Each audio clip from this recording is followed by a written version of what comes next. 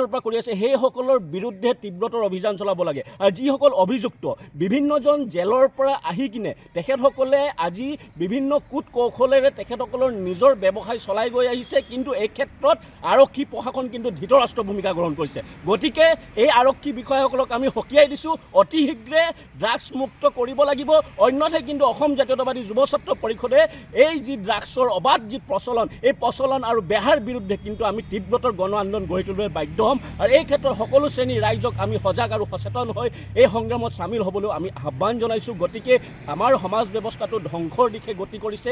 গতিকে এই বেপাৰীসকলক যদি আমি নাকি নলগাওঁ, এই বেপাৰীসকলৰ বিৰুদ্ধে যদি মাত নেমাতোঁ, তেতিয়াহ'লে কিন্তু অনাগত দিনত কিন্তু আমাৰ উঠি অহা প্ৰজন্ম কিন্তু ধ্বংসৰ দিশে গতি কৰিব। গতিকে সকলো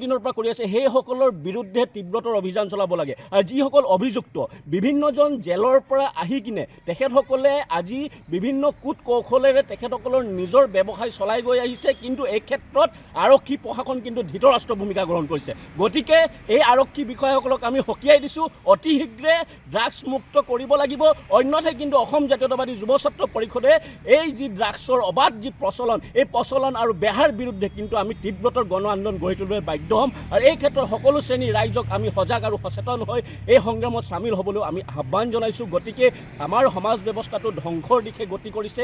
গতিকে এই বেপাৰীসকলক যদি আমি নাকি নলগাওঁ, এই বেপাৰীসকলৰ বিৰুদ্ধে যদি মাত নেমাতোঁ, তেতিয়াহ'লে কিন্তু অনাগত দিনত কিন্তু আমাৰ উঠি অহা প্ৰজন্ম কিন্তু ধ্বংসৰ দিশে গতি কৰিব। গতিকে সকলো